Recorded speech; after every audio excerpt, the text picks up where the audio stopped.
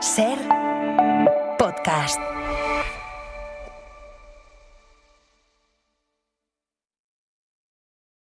Sergio Pérez Mencheta estrena la próxima semana una obra sobre el Holocausto, o relacionada con, en los teatros del Canal. Y ahora querré que nos cuentes algo de eso, aunque vas a estar en la hora extra con Dani de la Fuente el próximo domingo. Pero es que quiero conectar con algo. Decías las cosas que miro de la vida, que me interesan, cómo las jerarquizo, etcétera, etcétera. El Holocausto, los nazis, el genocidio, el exterminio. ¿Cuántas veces en estas últimas semanas hemos utilizado esos conceptos para intentar describir o entender, que es difícil? Bueno, no es tan difícil en realidad lo que ocurre en Gaza. Hace unos días alguien planteó una campaña ante la imposibilidad de que las cosas cambien. Dijo, bueno, pues si no se puede hacer nada con los ideales, los podemos monetizar. Y esa campaña la bautizaron como vendoideales.com. Pero cuidado, porque esto no es un Wallapop de ideales, sino es el lema de una campaña de Médicos Sin Fronteras que pretende reivindicar y recordarnos que como sociedad sí podemos cambiar las cosas. Y no se me ocurre un ejemplo más rotundo que el de Gaza. Y justo a esta hora estamos en comunicación con Pascal Coissart, que es coordinadora de la Unidad de Emergencias de Médicos Sin Fronteras en Gaza. Ahora mismo está en Han Yunis, concretamente en el sur de la Franja. Pascal, buenas tardes, hola. Buenas tardes. Hola, oye, ¿qué ves ahora mismo desde tu ventana? Bueno, desde mi ventana ahora mismo veo un montón de tiendas, muchísimas tiendas, quizás el triple que la semana pasada. ¿Hay destrucción a tu alrededor por donde ves? Sí, aunque estoy en una zona en que no había muchos edificios antes de la guerra, pero de manera general sí, hay mucha destrucción en cualquier lugar que vaya ahora en la franja. Veo destrucción porque el 80% o más de los edificios están destruidos. Es que eso quería preguntarte. Tú eres coordinadora de emergencias, te desplazas a distintos puntos de la franja donde trabajáis, hospitales, centros de salud, hospitales de campaña. Quería preguntarte si queda algún lugar habitable, mínimamente habitable en Gaza. Hay muy pocos edificios que quedan. De hecho, esta mañana me hacía la reflexión, estaba en la ciudad de Deir el-Balah y veía que quedaban algunos edificios que estaban más o menos bien, y en la gran mayoría pues se veía alguna bandera de alguna organización internacional. El resto, casi todo está destruido. Oye, de hecho, nuestros centros de salud, los dos centros de salud que manejamos en Han Yunis, los dos son de madera y de metal, no es un edificio propio. Los trabajadores humanitarios ya sabemos que en teoría son intocables en un conflicto, pero en fin, en este caso, no me atrevo ni a preguntarte si alguien, que sabemos que sí, de Médicos Sin Fronteras, se ha quedado en el camino.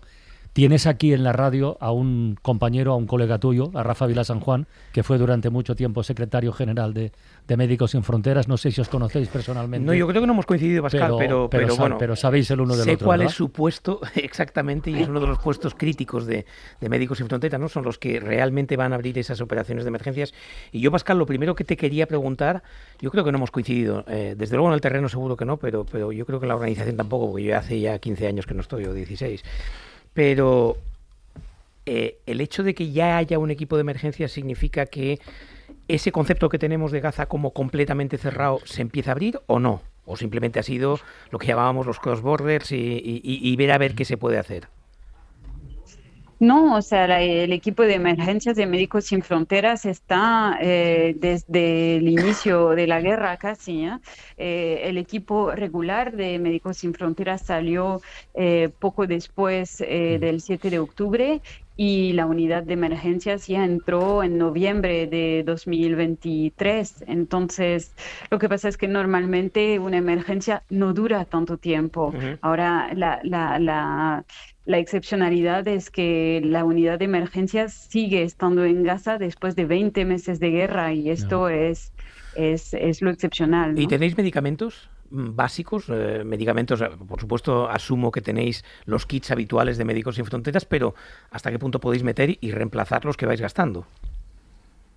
Bueno, ya sabes que venimos de un bloqueo de la entrada de suministros, de todo, absolutamente todo, no solo la comida, sino también los medicamentos, todo el material logístico que necesitamos, todo lo que se necesita para vivir, básicamente, no ha entrado en Gaza entre el 2 de marzo y recién hace 5 días. En estos 5 días sí han entrado algunos camiones para aprovisionar, pero han sido muy escasos, han sido, pues en nuestro caso, 4 camiones solo. Entonces sí, nos faltan medicamentos, sobre todo nos faltan cosas básicas de cura de heridas. Nos faltan pues medicamentos para los pacientes crónicos, nos falta un poquito de todo y vamos a, pues si no tenemos el mejor medicamento, vamos al segundo, al tercero, etcétera. Uy, imagino, perdona, Dale, Marta, dale. es que tengo una curiosidad. Yo imagino que lo que queda de población en Gaza en estos momentos, los palestinos están prácticamente al 90% en campos. Es decir, en tiendas, están en lo que queda, porque efectivamente si todo el país está en ruinas y toda la ciudad, Han Yunis, que es la ciudad que está en medio de la franja más o menos, porque Gaza está controlada por el ejército, Rafah yo creo que debe estar pues más o menos parecido, y Han Yunis, que es lo que está en el medio, debe ser un gran campo de refugiados, ¿no? Sí, sobre todo desde el inicio de esta nueva ofensiva, después del alto al fuego, pues ya el 18 de marzo, pues se volvieron a las hostilidades, pero desde hace 15 días estamos con esta nueva ofensiva que lanzó Israel y pues hubo órdenes de desplazamiento masivos. Y entonces toda la parte este de Han Yunis tuvo que moverse y eso fueron pues cientos de miles de personas que tuvieron que moverse hacia donde estoy yo, en el oeste de Han Yunis, y por eso digo que veo tantas tiendas y sí, la gran mayoría de las personas viven en tiendas. Lo mismo en el norte de la franja, la ciudad de Gaza es como una islita rodeada de órdenes de desplazamiento. Pascal, yo te quería preguntar por eso, por los gazatíes, porque claro, cuando estás trabajando con pacientes en una sociedad que está sobreviviendo en ese nivel de devastación, cuando estáis, pues, por ejemplo, en las áreas de maternidad del Hospital Nasser, atendiendo a madres, a niños, a gente con quemaduras graves, a víctimas de violencia sexual, a gente con problemas de salud mental, ¿qué conversaciones tienes con tus pacientes? ¿Hay algo que les preocupe además de mantenerse con vida cada día? Es una muy buena pregunta. Resulta muy difícil saber qué decir, porque al inicio de la guerra, pues decíamos, bueno, algún alto al fuego vendrá, las guerras se acaban, pero yo ya no sé qué decirles a veces a mis compañeros, ¿no? O sea, a los pacientes, a los compañeros gazatíes de Médicos Sin Fronteras, no sabemos ni cómo saludarse. Y de hecho, hace un par de días estaba visitando el Hospital Nasser y los centros de salud que tenemos en esa zona. Y varios compañeros, cuando les pregunté, ¿cómo están? ¿Qué tal? Me contestaron, aún vivos. Y no fue una persona, fueron varias. Y me di cuenta que sí, ahora pues la forma de saludarse es decirse, aún vivos, como si fuera, pues sí, como estoy bien, bueno, pues estoy aún vivo, ¿no?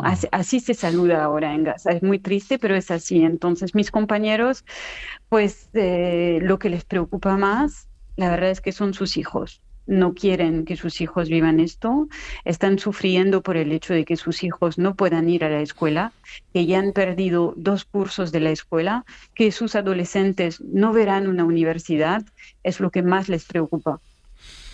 Pascal Quasar, coordinadora de la Unidad de Emergencias de Médicos Sin Frontera en Gaza. Oye, muchísimas gracias por asomarte a la ventana y un abrazo muy grande desde aquí, desde España. A ustedes, muchas Y gracias. por el trabajo que hacéis. Joder. Para no perderte ningún episodio, síguenos en la aplicación o la web de la SER, Podium Podcast o tu plataforma de audio favorita.